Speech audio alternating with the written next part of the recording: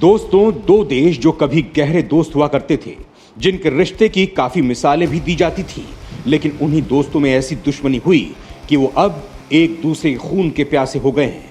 ये देश हैं ईरान और इजराइल। दोनों देशों के बीच लगातार युद्ध को लेकर सुर्खियां बनी हुई हैं। दोनों ही एक दूसरे पर हमला करने को उतारू हैं। यहाँ सबसे हैरानी वाली बात तो यह है कि इन दोनों देशों के बीच इतनी दूरी है कि दोनों देशों की सीमा भी एक दूसरे के साथ नहीं लगती, लेकिन फिर भी वो गहरे दुश्मन बन गए हैं। जिसके बाद ये सवाल उठता है कि आखिर ऐसा क्या हुआ कि ईरान और इजराइल इतने गहरे दुश्मन बन गए। उनकी दोस्ती ऐसे खत्म हो गई जैसे कभी थी ही नहीं। कैसे ये दोस्ती दुश्मनी में बदल गई और किस हद तक ये पहुंच गई है, इस बारे में आप इस वीडियो में जानेंगे, तो वीडियो को बिना स्किप किए अंत तक जरूर देखिएगा। दोस्तों, खुद को खुल्लम खुल्ला एक दूसरे का दुश्मन कहने वाले इजराइल और ईरान एक दूसरे के खिलाफ कई सालों से सीक्रेट लड़ाई लड़ रहे हैं, लेकिन इनके बीच जारी यही खुफिया जंग अब धीरे धीरे सामने आने लगी है। इजराइल ईरान को सबसे बड़ा खतरा मानता है। उसे लगता है कि ईरान उसे मिटाना और खत्म करना चाहता है। वहीं ईरान मानता है कि इजराइल अमेरिका को समर्थन देता है और इसीलिए अमेरिका की ही तरह वो भी उसका दुश्मन है। ईरान ने 2020 में इजराइल को जिम्मेदार ठहराते हुए कहा था कि उसने उसके एक वरिष्ठ परमाणु वैज्ञानिक मोहसिन फखरीजादे की हत्या कर दी है। यह हत्या उस वक्त की गई जब वो तेहरान के बाहर हाईवे पर गाड़ी से कहीं जा रहे थे, तभी उन्हें गोली मार दी गई। इजराइल ने खुद पर लगने वाले आरोपों को ना तो गलत बताया और ना ही सही कहा। इसके बाद अब हाल ही में ईरानी जनरल हुसैनी सलामी ने कर्नल हसन सैयद खोदेई की हत्या के लिए भी इजरायलियों पर आरोप लगाया है।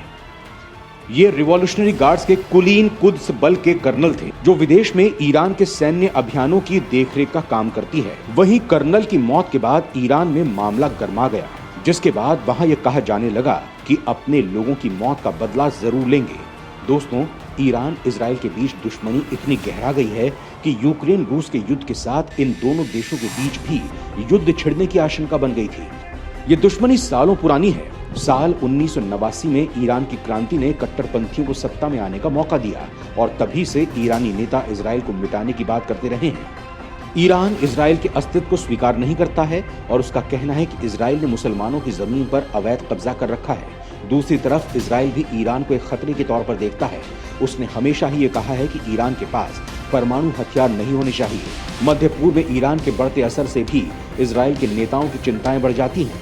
दोस्तों, ईरान की क्रांति ही इजराइल की दुश्मनी का सबसे बड़ा कारण है, जिसके पीछे भी एक इतिहास रहा है। ईरान एक शिया देश रहा है, जिसके कारण इराक की उससे नहीं बनती है। ईरान को वेस्ट एशिया में सरवाइव करने के लिए अपना एक रसूख बनाना जरूरी था। साल 1921 में एक मिलिट्री कूप हुआ करता था। तब ईरान के प्रधानमंत्री रजा खान प्रधानमंत्री बने। उन्होंने आगे चलकर खुद को यहाँ का शाह घोषित कर दिया। रजा शाह को ईरान की आधुनिकीकरण का जनक माना जाता है। रजा शाह जानते थे कि पश्चिमी विचारों के बिना ईरान को शक्तिशाली बनाया नहीं जा सकता है। उन्होंने सबसे पहले यहाँ की महिलाओं की जिंदगी को बदलने पर ध्यान दिया, उन्हें पढ़ने की छूट दी, साथ ही कपड़ों के मामले में बंदिशों को भी कम किया। इसके साथ ही उन्होंने 1935 में पर्शिया का नाम बदलकर ईरान कर दिया, ताकि उनका आर्य होना दिख सके। उस वक्त द्वितीय विश्व युद्ध का माहौल बनने लगा था और हिटलर और आर्य इमेज की थ्योरी फैलाने में लगा हुआ था। वहीं 1941 में रजा शाह के बेटे मोहम्मद शाह ने गद्दी संभाल ली। मोहम्मद रजा शाह पहलवी ईरान के अंतिम शाह थे, जिन्होंने 1941 से 1989 तक शासन किया और ईरान में आर्थिक विकास को बढ़ावा देने के लिए कई सुधार किए। लेकिन द्वितीय विश्व युद्ध के बाद दुनिया में नई मुसीबत खड़ी हो गई। अब अमेरिका और सोवियत संघ दुश्मन बन गए। वहीं दोनों अपनी ताकत को लेकर ज्यादा से ज्यादा देशों को खुद के हिस्से में शामिल करने में लग गए। मिडिल ईस्ट उस वक्त सोवियत संघ के नजदीक था, क्योंकि तब तुर्कमेनिस्तान, उर्बिस्तान और अर्मीनिया उसके हिस्से थे। वहीं अमेरिका को डर था कि मिडिल ईस्ट में सोवियत अपना कब्जा कर सकता है। इसे देखते हुए इजराइल को वापस मिडिल ईस्ट में विस्थापित किया गया। उसे अमेरिका का सपोर्ट मिला। वहीं ईरान पहले से ही सुन्नी देशों के विरोध में था, तो उसे इजराइल के रूप में अपना दोस्त मिल गया था। दोस्तों, ईरान पहला शिया देश था और वहीं इजराइल पहला यहूदी देश। दोनों की दोस्ती काफी समय तक अच्छी चली। दोनों एक दूसरे को सपोर्ट करने लगे, यहाँ तक कि लोग एक दूसरे के देशों में जाकर भी बसने लगे। सन 1959 में ईरान प्रतिदिन 30,000 बैरल तेल इजराइल को देता था, जो साल 1971 में 95,000 बैरल प्रतिदिन तक पहुंच गया। ईरान इजराइल को तेल की आपूर्ति करने वाला सबसे बड़ा देश था और इसके अलावा ईरान और इजराइल के संबंध लगभग हर क्षेत्र में विस्तृत थे। 1967 में जब इजराइल की अरब देशों से युद्ध छिड़ गया तो उसने अकेले ही अरब देशों का सामना करके उन्हें खदेड़ दिया और अपनी सेना की ताकत का लोहा मनवा लिया। इसके बाद ईरान के शाह ने इजराइल से मिलिट्री को लेकर मदद मांगी और इजराइल ईरान को हथियार देता था और ईरान उसे तेल। लेकिन फिर ये पार्टनरशिप दुश्मनी में बदल गई। इस वक्त ईरान में क्रांति अपने पैर पसारने लगी थी। इस क्रांति में ईरान में काफी बदलाव हुए। यहाँ अमीर और अमीर होता जा रहा था और गरीब और भी गरीब हो रहा था। इस बढ़ते गैप को लेकर शाह पर भी आरोप लगे और ईरान की अर्थव्यवस्था लगातार गिरती आ रही थी। लोगों के पास रोजगार खत्म हो रहे थे। लोग यहाँ तक आरोप लगाने लगे कि शाह मॉडर्नाइजेशन करके अपनी संस्कृति को खत्म कर रहे हैं। फिर देश की संस्कृति को बचाने के लिए बहुत से धार्मिक गुरु इस क्रांति में उतर गए। देश की जनता सरकार के खिलाफ हो गई। वहीं शाह ने आंदोलन में शामिल लोगों पर गोलियां चलवा दी। मामला बहुत गर्मा गया था। साल 1989 अयातुल्लाह रूहुल्लाह खोमेनी ने उन्हें और उनके परिवार को निर्वासन में लाने के लिए क्रांति का नेतृत्व किया। अयातुल्लाह वो शख्स थे जिन्हें कट्टरपंथी सोच के चलते ईरान से काफी साल पहले निकाल दिया गया था। तब अयातुल्लाह ने इराक में शरण ली थी, लेकिन वहां से भी सद्दाम हुसैन ने उसे निकाल दिया। दूसरी तरफ अयातुल्लाह रूहुल्लाह खोमेनी ईरान में क्रांति के बाद यहाँ के कर्ता धर्ता बन गए। ईरान में सब कुछ बदल चुका था। वहीं इजराइल और अमेरिका से भी उसके अच्छे संबंध थे, क्योंकि उस वक्त कोल्ड वॉर चल रहा था और अमेरिका के लिए ईरान और इजराइल दोनों ही बहुत जरूरी थे। लेकिन फिर 1990 में सोवियत संघ टूट गया तो अमेरिका ने इस एरिया में इंटरेस्ट लेना बंद कर दिया और वहीं कोल्ड वॉर भी खत्म हो गई। दूसरी तरफ ईरान भी अपने विकास पर ध्यान देना शुरू कर चुका था। इसके लिए उसने अमेरिका से मदद भी मांगी, लेकिन अमेरिका ने ईरान की मदद करने से मना कर दिया।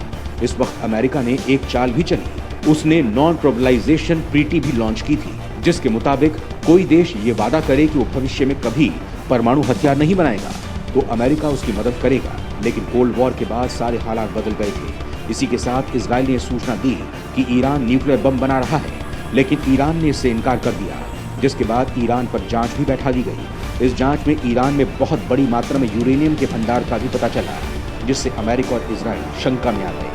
वहीं ईरान ने खुद को मजबूत बनाने के लिए न्यूक्लियर पर काम जारी रखा और साथ ही लेबनान में सताए शिया और फिलिस्तीनियों का आतंकी गुट बनाना शुरू कर दिया, जिसे हिजबुल्लाह नाम दिया गया। इस गुट के बल पर ईरान इजराइल पर लगातार प्रेशर डालता है। दूसरी तरफ इजराइल ने सऊदी अरब, यूएई और बहरीन जैसे देशों के साथ पैक्ट पर साइन कर लिए हैं, जिसका मतलब यह है कि ईरान के साथ लड़ाई उनकी है। इसके बाद ईरान अलग थलग पड़ गया है। वहीं अब अमेरिका ने फिर से ईरान के साथ परमाणु हथियार को लेकर डील साइन की है, जिसे लेकर ईरान का कहना है कि अमेरिका पहले आश्वासन दे कि वो पहले की तरह डील को बीच में छोड़कर नहीं जाएगा। लेकिन बाइडेन सरकार अभी ऐसा कोई वादा नहीं करना चाहती है। ईरान और इजराइल में लड़ी जाने वाली लड़ाई सीमा की लड़ाई नहीं है, बल्कि सीरिया और लेबनान की है। सीरिया में आए दिन इजराइल ईरानी टारगेट को खत्म कर देते हैं। दूसरी तरफ लेबनान में हिजबुल्लाह ने कामयाबी हासिल कर ली है।